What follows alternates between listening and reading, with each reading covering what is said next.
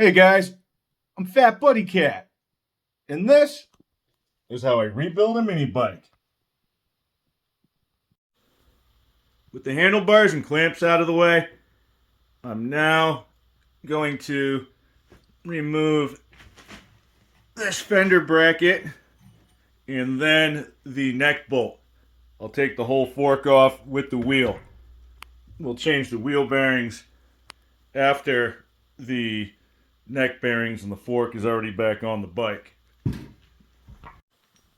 Okay, I don't know if that's good or bad yet, but I pulled the neck bolt out, grabbed the nut and washer.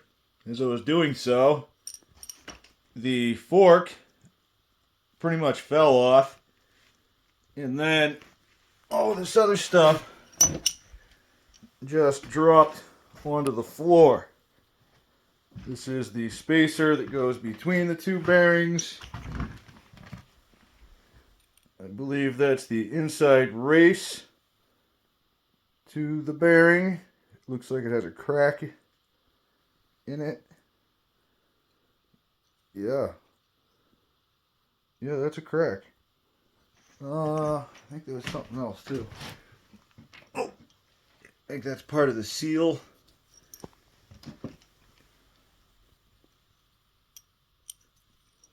That's another part of it.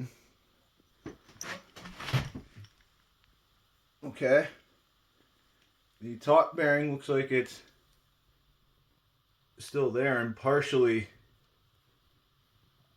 pressed out already, so I think I'm going to start by tipping this over and using my big ugly screwdriver, if it fits, which it doesn't.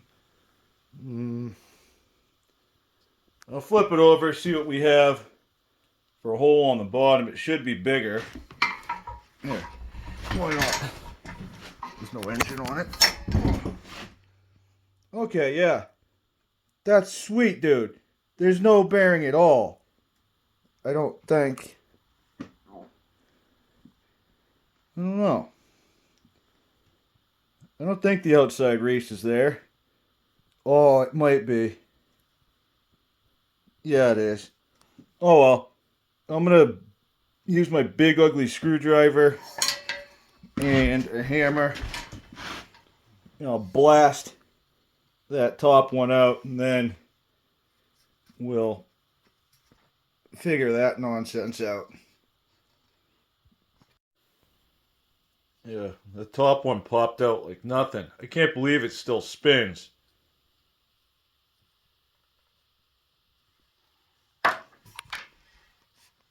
The one on the bottom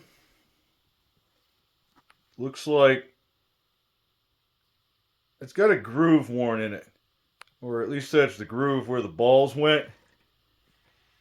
I'm going to try my big ugly screwdriver from the top going down. I'm going to try to catch that and see if I can't bash it out with a hammer. No sir, that is not going to get it. This screwdriver is too short, and the other one just isn't catching the edge. It's more of a rounded groove than an edge anyways. What does seem to be working is prying. Taking the big ugly screwdriver again, but this time I'm just reefing up on the race.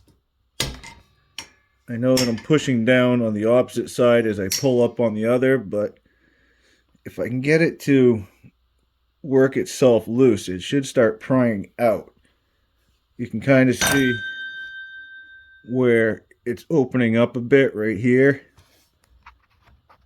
So the two surfaces aren't completely fused together. Maybe I'll throw a little WD on there. See if it doesn't help things out. Yeah? You see what I see there? All right. this bearing, well, this race is definitely going to come out.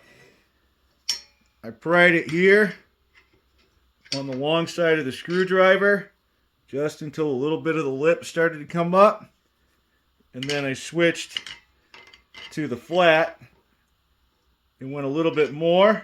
I went over here and it started to, it made like a popping noise. All right, there you go. And it started to work its way out. Every time I move this and go to the opposite side, whoop, it just went flying.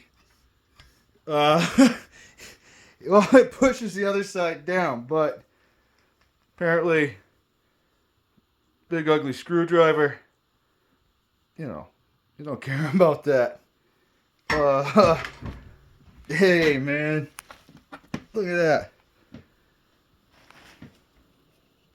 It came out in one piece.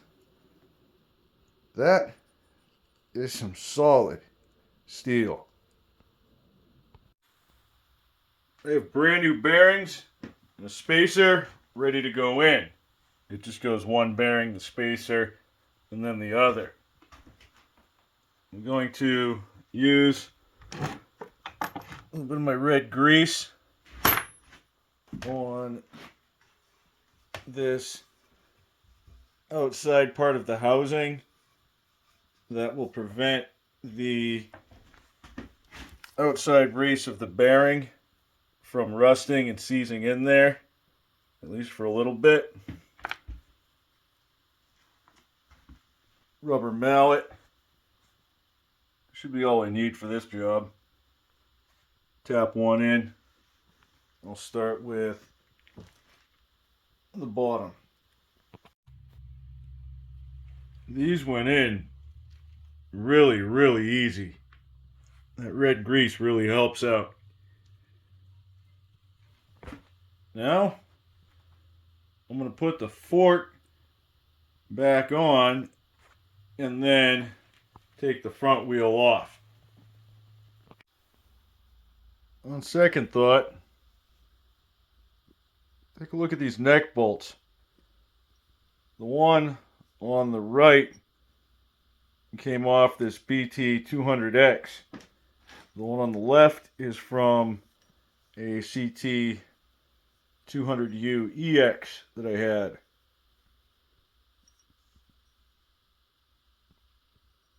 This one has some rather deep grooves in it.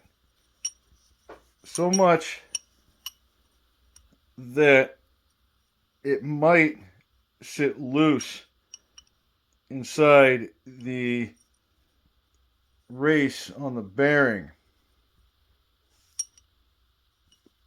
Instead of chancing it,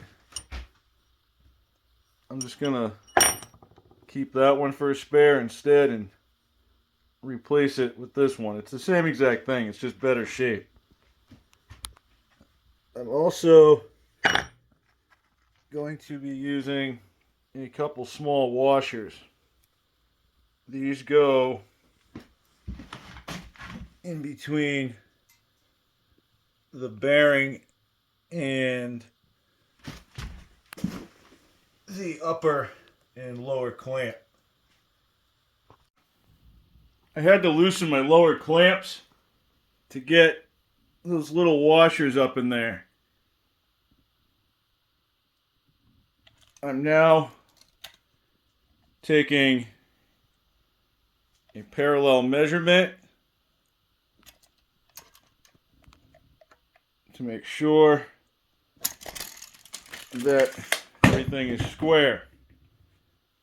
Now I'll finish tightening my neck bolt and then remove the front wheel. Kickstand goes up, front wheel comes off, forks go on the ground. Everything's ready for when I put it back on. I'm using my big ugly screwdriver again. This time I'm beating down at an angle against the sidewalls of the spacer that's between the two bearings. Once the spacer is loose enough that it falls down, I take an old axle, it's got a nice blunt end on it, and I bash that up against the spacer. Usually that's enough to send one of the bearings out the opposite side. You can see that one's already started. It's almost there. With one of the bearings out, you then get the tube with it. That's the spacer. Now you have a big opening. I should have no problems getting my axle down there so that I can bash it out with my hammer. I'm going to throw these out,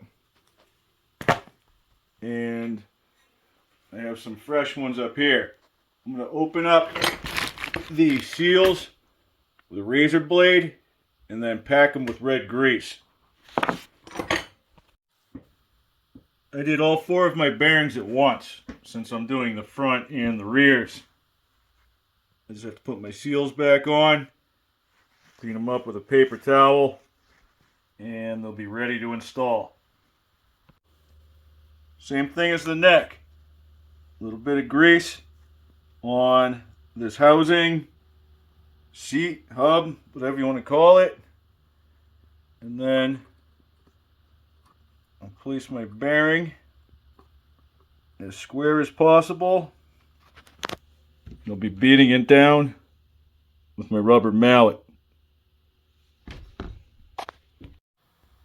That took about a half dozen whacks. Flip it over. Drop my spacer in. Make sure it has its rubber spacer. Kind of like holds it close to the center so that when the axle goes through, you're not searching for it too much. Usually they have 2 on it. This only has 1. I don't have a spare, so in the middle it goes. Line my bearing up, and then hit it down with the mallet. Alright, front wheel's done. Back on the mini bike. Now we are on to the rear wheel. It's going to be the same exact thing. I just have the brake and sprocket to contend with. We're going to be swapping the sprocket, so it's coming right off of there. I'm not even kidding you. The rear ones only took me about 5 minutes, and that includes getting it off of the mini bike. A good ball peen hammer and an old ugly screwdriver with a minged up tip on it so that it can catch things is money for swapping these out. For the sprocket, I'm upgrading from a 50 tooth to a 60 tooth. This is the steel version from my friends over at OMBWarehouse.com. It lines up just like factory. 4 nuts, 4 bolts, and I'm out of there. These brake shoes are still in usable shape, so I'm just going to run them until they aren't. I have my wheel and everything ready to go back on. After this, I'll drop it back down on the kickstand and we'll get the engine mounted. I don't even know why I brought these wrenches down here with me. Must just be habit. I have my 4 bolts in place, but they're only finger tight. we still have to set the jack shaft and figure out a chain. So we might have to slide backwards or forwards when doing so. Speaking of, I have the jack shaft up on the workbench. We're going to see what we can't do to give this thing a little refresh. I have a set of bearings. You have to get to them. That means this pin and castle nut have to go. I might as well take that nut off and get this tensioner off too. Looks like the wheel itself is held on by a clip.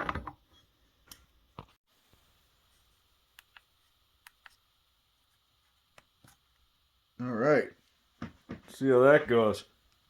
I have a 13/16 socket on my impact driver and a pair of vice grips behind the sprocket that is closest to the jack shaft plate.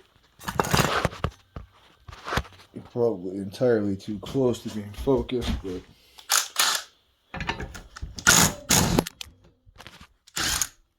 I got it. Don't be scared. Sprocket comes off.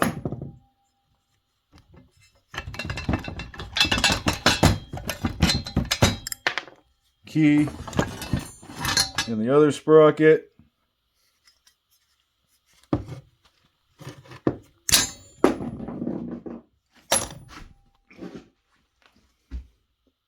Unharmed. The shaft, the spacer, and the shaft goes out the rear.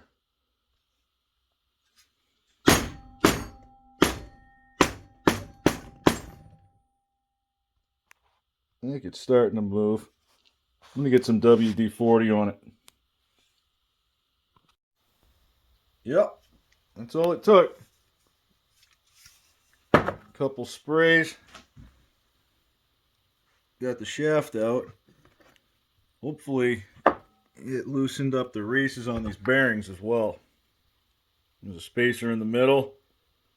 It's already loose enough that I can hit it with a blunt object. I'll let this sit about 10 minutes and then I'll give that a shot. I'll try using an axle or something. You see? Good enough.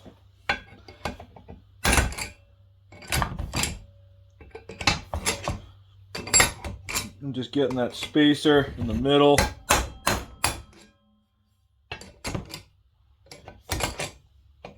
It's a little tricky. Probably could have used something a little bit smaller.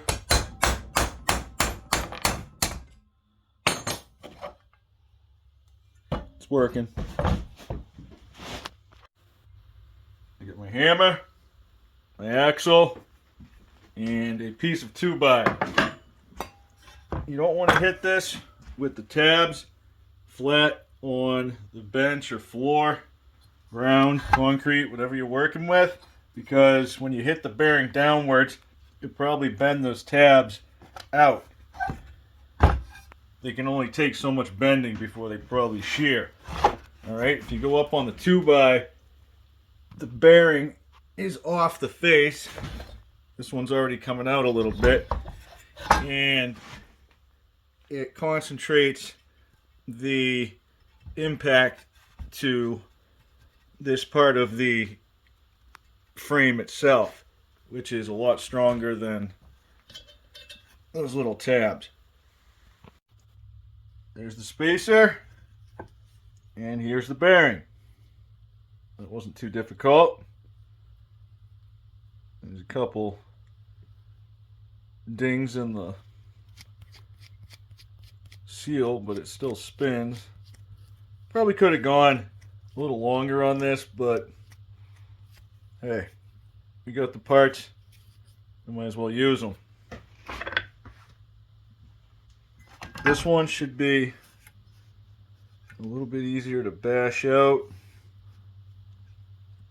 I'll probably just try to hang it over the edge like this, push down and get something down there and whack it with a hammer.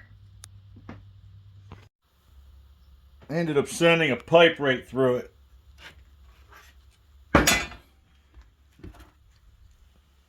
This one got a little more minged up. It did take a little bit more force for some reason. She spins, but there's a lot of play in it. Throw these out.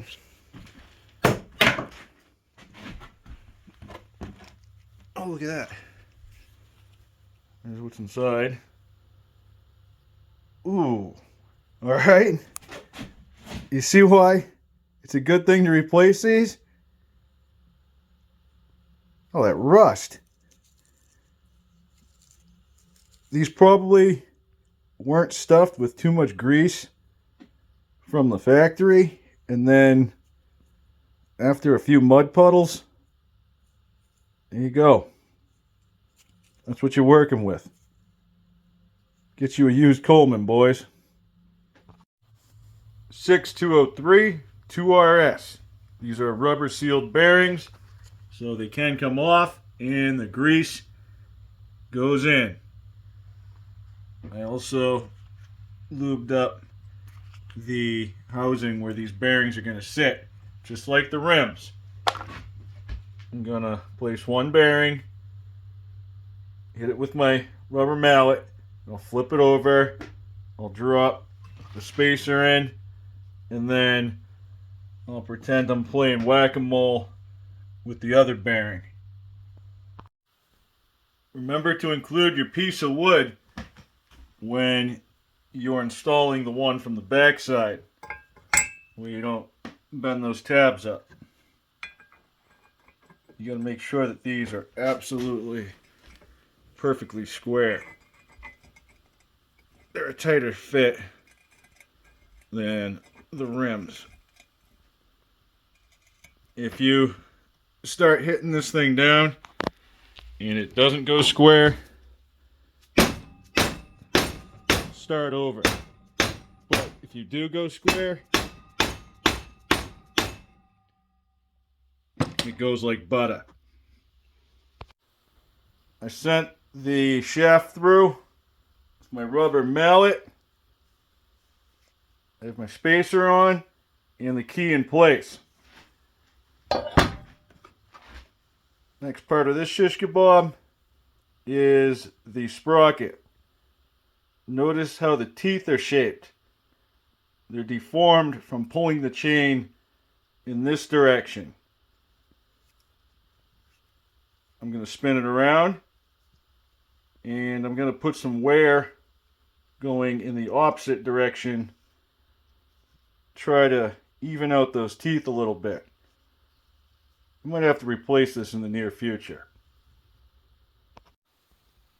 I use my ratchet to tighten the castle nut after I got that sprocket on there. Alright? Not the impact gun. It doesn't have to be torqued down super tight.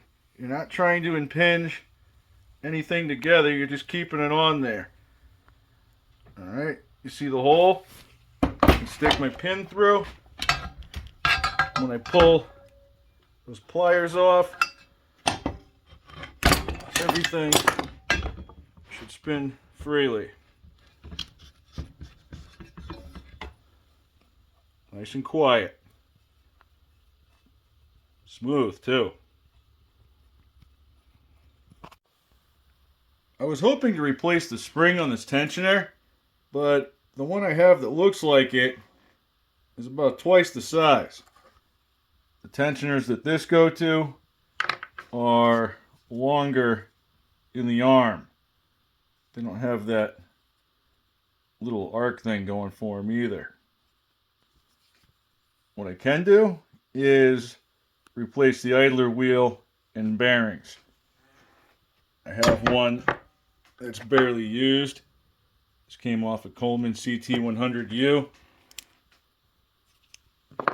I'll take that clip off with a little flathead screwdriver, pull that off, and stick the new one on. I should have done a spin test. There's no way that this thing was going to do this.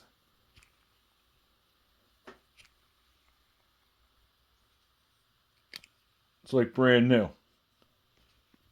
Hopefully that'll help things out a little bit.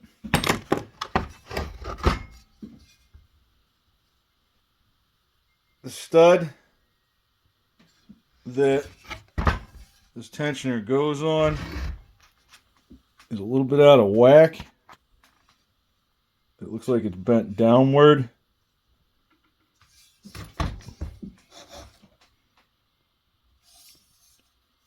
That is welded on the front side. Some sort of thing that it bottoms out on. There is the back side. Okay, so it's welded on the front too. It's like an insert that's welded. You could probably take a couple whacks from a hammer. I'll go easy. See if I can't bend it up a little.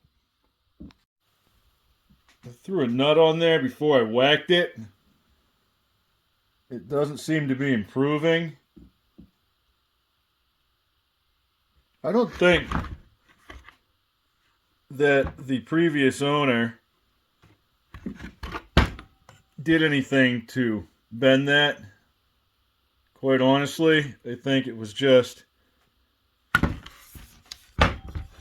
welded that way from the factory. Looks like they really got a good one over here.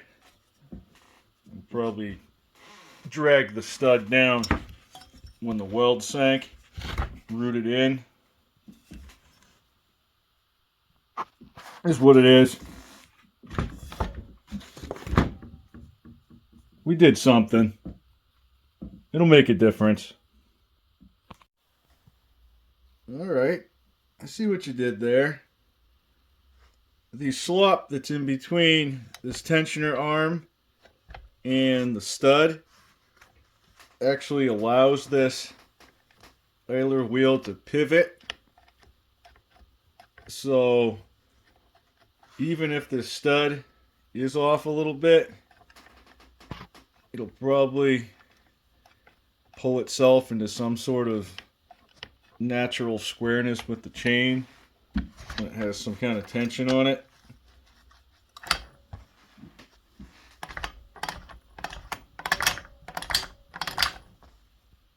think we're good to go there.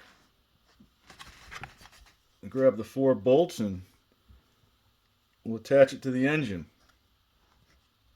I'm not even going to clean it off. This thing's going to get greasy and dirty.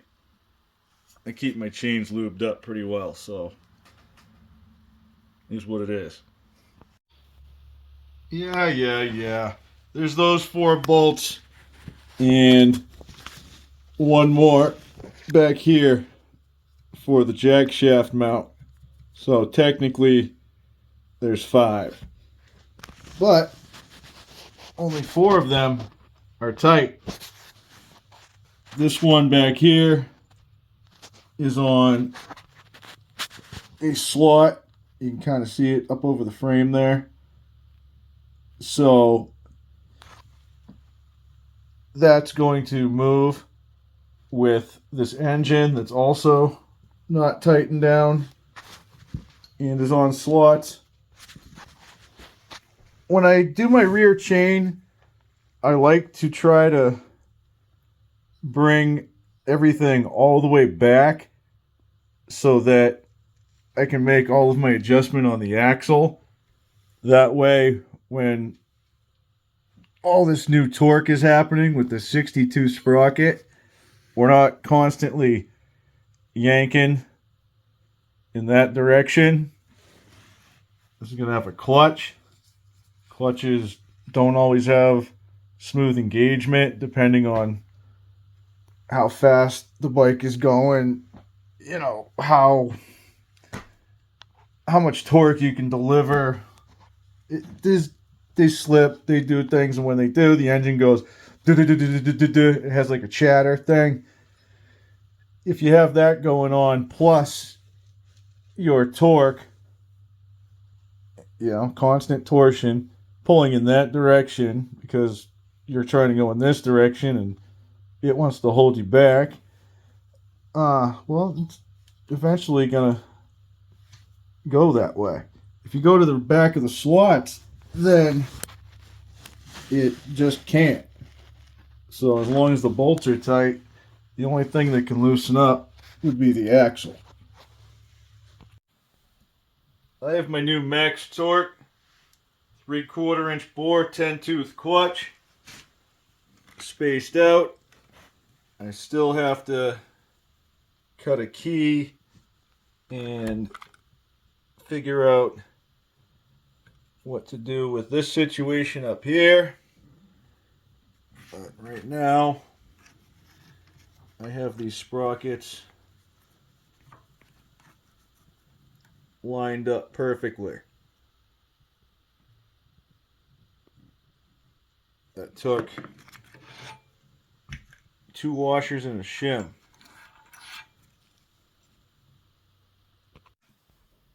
I added a key. I'll put that the keyway on the clutch, and then put the clutch on the shaft. My washers and such are still back there. Alright, to eat up the excess here, I found a little spacer that'll bring the shaft out just about flush with the end of the clutch. And then I have a bolt with a lock washer and a slightly larger washer. Make sure everything threads in all the way. Yep. Now I'm going to take it out, put some blue Loctite on it, put it back in, and I'll be setting this at 20 foot-pounds. The easiest method I've found for torquing my crankshaft bolts is to get my torque wrench over here on the bolt side and then take my starter off, and I get a ratchet with a socket over on the nut flywheel side. That is only 20 foot-pounds. This is set at 65. You're not going to hurt it. I don't remember which mini bike had the 62 sprocket on it last. It was either a CT200U or a CT200U EX. Either way, I had a like new chain cut for it. I probably ran it for an hour or two and replaced it with a gold one. This thing might be stretched a little, or it might be just a little bit closer from the rear axle to the center of the jackshaft sprocket. I think I can get another link out of this. I'm going to take this one out right here, and then I'll replace it with my master. All day, every day, baby. I'm on it like a hornet. Now, I can set the engine all the way back, add a little bit of tension to the rear wheel. The engine can pitch a little bit side to side. When I add tension to the chain, I'll be able to see if it's square. Once I know that it is, I'll tighten the engine and then the axle. That was close. I had to split the difference. I'm actually going to go forward a little bit more on the engine. Hopefully I'm going to stretch this chain out and I'll be able to get another link out. Once I do that, I'll be able to bring the engine all the way back and then make my full adjustment from the axle. I had it completely back and I still had, like, you know, something close to that for play. A little bit less, but right about there. Right now, I'm looking at the pitch on the engine. I think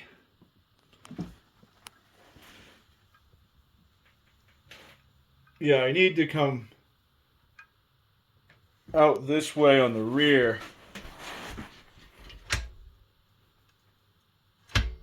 If you look at the chain next to the back of that sprocket, you can see that it's closer in the rear than it is in the front. I pitch the engine. It adjusts ever so slightly. That's all we're going to get. So I need to push to the right on the front and then tighten the rear bolt on this corner first. From the bottom, it's a 10 millimeter and there's a 12 millimeter nut on the block, just like those in the front.